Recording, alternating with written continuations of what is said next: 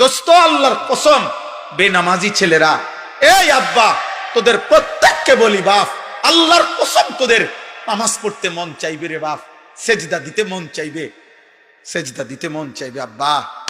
হাসরের ময়দানে হলেও সেদিন মন চাইবে খুব, যে আল্লাহ আপনি একটু সুযোগ দেন না রে মাওলা, একটা সেজদা দেই আপনারে, একটা রুকু করি মাওলা, আমার সিরিয়াল আইতে তো হয়তো দেরি আছে মাওলা, আমারে তো বিচারের জন্য হয়তো সিরিয়ালে আরো পরে ডাকবে, এই ফাঁকে আমি আপনারে একটা সেজদা দেই।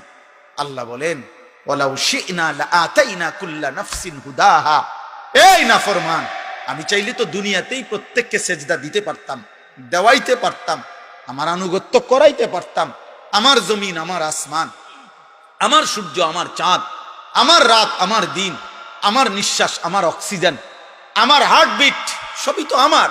আমি চাইলে পারতাম বান্দা, আমি তো বাধ্য করে আনুগত্য নিতে পারতাম, কিন্তু যদি বাধ্য করেই নিতাম তো পুরস্কার দেব কেন?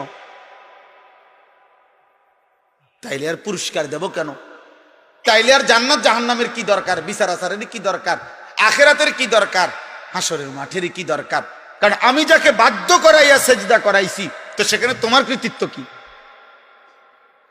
আর তোমার যদি কোনো কৃতিত্ব না হয় তো পুরস্কার কি? আবার কথা বোঝেন নাই?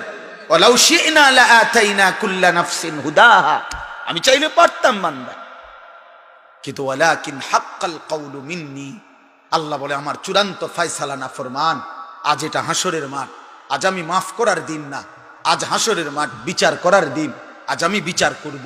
লা আমলাআন্না জাহান্নামা মিনাল জিন্নাতি ওয়ান নাসি আজমাইন, আল্লাহ বলবে এই বেঈমান, তোর মতো কোটি কোটি নাফরমান মানুষ এবং জিন দিয়া আমি আল্লাহ আজকে জাহান্নাম পূর্ণ করব, জাহান্নাম পুরা করব। আজ আমি মাফ করব না, আজ আমি বিচার করব। মাফ করতে চাইছিলাম দুনিয়ায়, আমি হাজারবার বলছিলাম, কত মৌলভী, কত ওয়াইজ, কত হুজুর, কত ইমাম, কত বক্তা, কত আলেম, কত পীর, কত বুজুর্গ, কত হাজারি করছে যে রে আল্লাহর বান্দা মাফ চাও, মাফ চাও, মাফ চাও, তওবা করো, তওবা করো। তুমি বেটকি দিয়ে উড়াই দিছো। আরে তো হুজুররা কত কথা কয়, হ্যাঁ হুজুররার কথা শুনে কে না, দরকার কি আপনি শুনতেন? আপনি বাতে না খাইবেন, অসুবিধা কি? আপনি বেশি কি খাইয়ে উল্টাইলেছেন? কাঙ্গাসার তেলাপিয়া আর কি তা আমরা জানি না? আপনি কি দুনিয়া বেশি ভোগ করে ফেলছেন না ফরমান? এই যুবক, কি বেশি দেখে ফেলছো? পরের নর্তকী দেখো, মোবাইলের উলঙ্গ ছবি দেখো, ওই তোমার মা। এই বেটা বেহায়া ছেলে বেটা, যে নারীকে মোবাইলে উলঙ্গ ছবি দেখো, ও তোর মা বেটা, ও তোর বোন। তোর মাকে এমন উলঙ্গ কেউ দেখুক? একটা নির্লজ্জ বেহায়া বল, এখন দাঁড়ায় বল বেটা, তোর মাকে দেখুক উলঙ্গ, তোর বোনকে দেখুক বিবস্ত্র, তোর মেয়েকে কেউ উলঙ্গ দেখুক? তুমি কেন অন্যের মা দেখো? সে কি কারো মা না? সে কি কারো বোন না? সে কি কারো মেয়ে না? ও কি কারো ফুফি না? ও কি কারো খালা না? তোমার ইজ্জতের উপরে হাত ধরকে, তোমার ঘরের সম্ভ্রমের উপরে।